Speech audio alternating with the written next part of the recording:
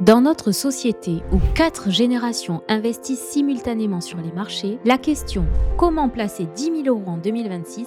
révèle un kaléidoscope fascinant de visions et d'approches. Comme l'a si bien noté l'économiste comportemental Dan Ariely dans son récent ouvrage Money and Mind de 2024, nos décisions financières sont moins rationnelles que nous le pensons et plus influencées par notre histoire générationnelle que nous voulons l'admettre. Cette nouvelle vidéo explore comment Baby Boomers, Génération X, Millennials et Génération Z abordent différemment l'investissement, non seulement dans leur choix d'actifs, mais dans leur psychologie profonde face à l'argent et au risque. Bienvenue sur cette nouvelle édition de la chaîne Éco, la chaîne qui connecte l'économie, la société et la psychologie des générations. Commençons comme toujours par les Baby Boomers. Pour cette génération qui a connu l'inflation galopante des années 70 et la prospérité d'après-guerre, 10 000 € représentent un capital à préserver avant tout. Selon l'enquête Patrimoine des Français publiée par l'INSEE en février 2025, 68% des baby boomers privilégient encore les placements à capital garanti. Le traumatisme des crises successives a créé chez eux une aversion au risque exacerbée. Comme l'écrit Christine Lagarde, présidente de la BCE, dans sa tribune de janvier 2025 pour Le Monde, la mémoire des chocs économiques façonne durablement notre rapport au risque financier. Et pour une fois, elle a complètement raison. On retrouve chez les baby boomers cette stratégie typique. 50% en fonds euros d'assurance vie,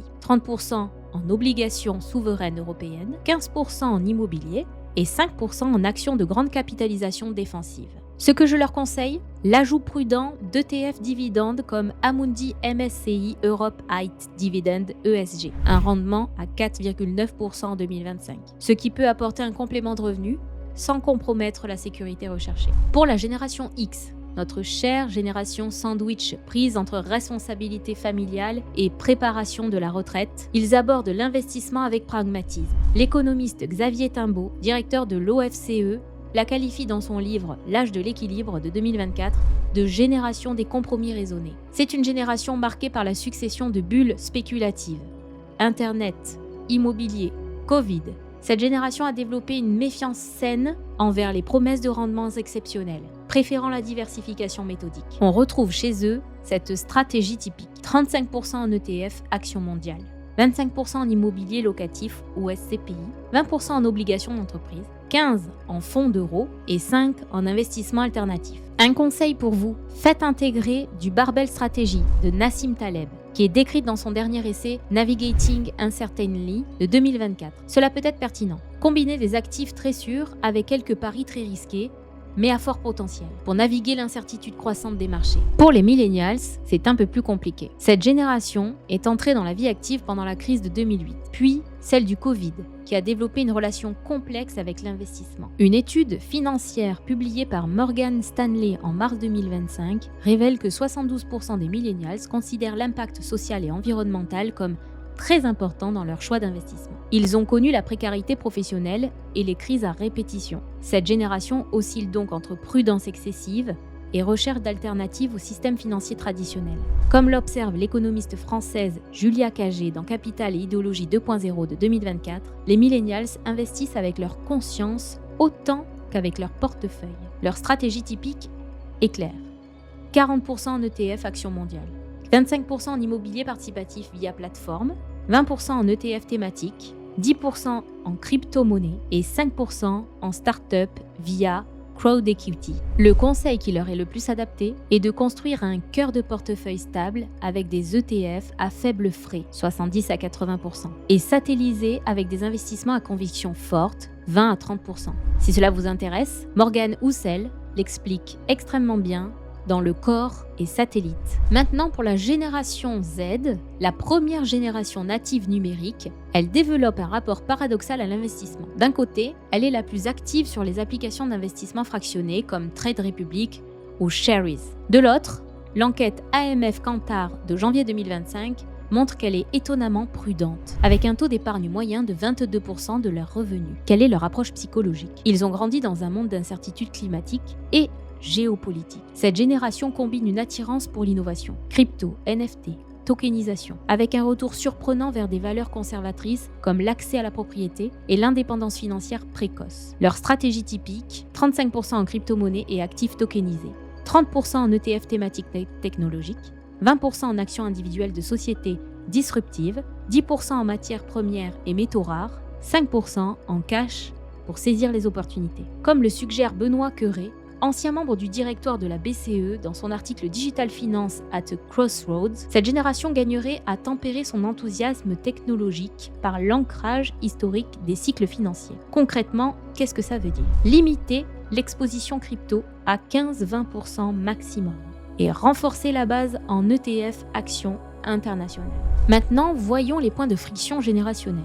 Le neurologue Antonio Damasio, dans ses récents travaux sur la neuropsychologie des décisions financières de 2024, démontre que notre tolérance au risque est influencée non seulement par notre personnalité, mais par les événements économiques survenus entre nos 18 et 25 ans. Ce phénomène explique pourquoi un baby-boomer considère la possession d'actions individuelles comme risquée, quand un millénial perçoit le même niveau de risque dans la détention de crypto-monnaies, et pourquoi les générations Z considère l'absence de diversification internationale comme la vraie prise de risque. Pour un baby-boomer, un investissement à long terme signifie 3 à 5 ans. Pour un millénial, c'est 10 à 15 ans. Pour la génération Z, c'est souvent 20 ans et plus. L'économiste comportemental Richard Thaler, prix Nobel d'économie, a développé dans ses récents travaux le concept de comptabilité mentale générationnelle pour expliquer ces différences de perception temporelle. Cet économiste comportemental nous explique comment les individus catégorisent et évaluent différemment l'argent selon sa source, sa destination ou son usage prévu. Par exemple, nous traitons différemment l'argent d'un bonus surprise et celui de notre salaire régulier, même si, objectivement, il s'agit de la même valeur monétaire.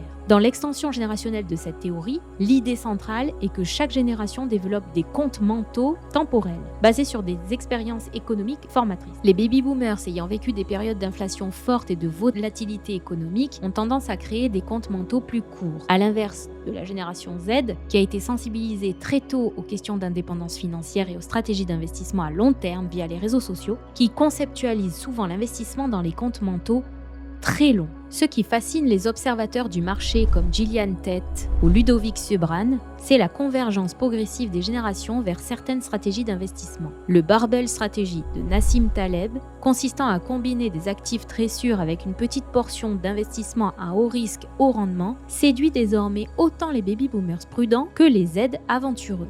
Toute génération confondue, l'intérêt pour l'or et les actifs réels s'est intensifié. Sachant cela, les conseils concrets pour investir 10 000 € en 2026 ne peuvent qu'être différents selon les générations. Pour les baby-boomers, 4 000 € en fonds euros nouvelle génération, Spirica, Suravenir. Rendement, environ 4%.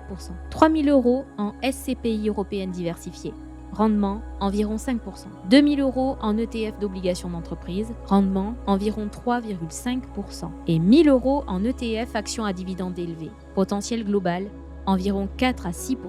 Pour les baby-boomers, il est obligatoire d'accepter d'allouer une petite portion, 5 à 10%, à des actifs plus dynamiques pour compenser l'inflation. Pour la génération X maintenant, une stratégie équilibre dynamique doit s'imposer. 3 500 € en ETF Action mondiale à faible frais. 2 500 € en immobilier via plateforme de crowdfunding immobilier.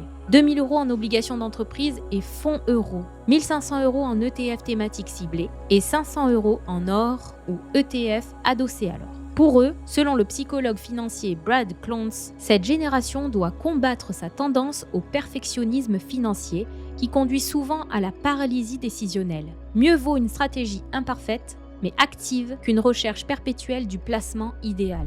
Pour les millennials, la stratégie à adopter est impact et croissance. 4 000 € en ETF Action mondiale ESG et climatique. 2 500 € en immobilier participatif. 2 000 € en fonds thématiques spécialisés, WaterTech, énergie renouvelable. 1 000 € en crypto-monnaie majeure via ETN réglementé. 500 € en start-up via Equity Crowdfunding. Pour eux, d'après Sarah Newcomb, économiste comportementale chez Morningstar, dans son étude Financial Mindfulness de 2025, les millennials doivent réconcilier leur désir d'impact avec la nécessité de rendement personnel. En pratique, privilégier les investissements à impact mesurable plutôt que les exclusions systématiques. Pour les 18-30 ans maintenant, la génération Z, une stratégie tech et patrimoine. 3 000 € en ETF mondiaux et émergents à faible frais, 2 500 € en actifs numériques diversifiés, 2 000 € en ETF thématiques technologiques, 1 500 € en épargne réglementée maximisée et 1 000 € en actions individuelles de conviction. Comme l'a identifié David Tuckett dans sa récente étude Digital Native and Financial Future de 2024, la génération Z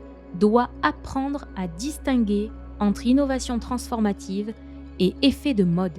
Concrètement, limiter à 5% maximum l'exposition aux actifs ultra spéculatifs. Pour conclure, plutôt que d'opposer les approches générationnelles, l'investisseur intelligent de 2026 gagnera à cultiver ce que l'anthropologue financière Gillian Tett appelle la vision périphérique, c'est-à-dire emprunter le meilleur à chaque génération. La prudence des baby boomers, le pragmatisme des X, la conscience des millennials et l'ouverture technologique des Z forment ensemble une approche complète qui transcende les limites de chaque vision prise séparément. Comme le résume élégamment Mohamed El-Erian dans son dernier livre Navigating the New Normal, la vraie diversification n'est pas seulement dans les actifs, mais dans notre capacité à adopter simultanément plusieurs perspectives temporelles et culturelles sur la valeur. Investir 10 000 € en 2026, c'est avant tout faire un choix conscient sur notre rapport au temps, au risque et au monde que nous voulons construire. C'est là que réside peut-être la vraie intelligence financière. Ça vous fait réagir ? Expliquez-nous en commentaire. Et surtout, abonnez-vous.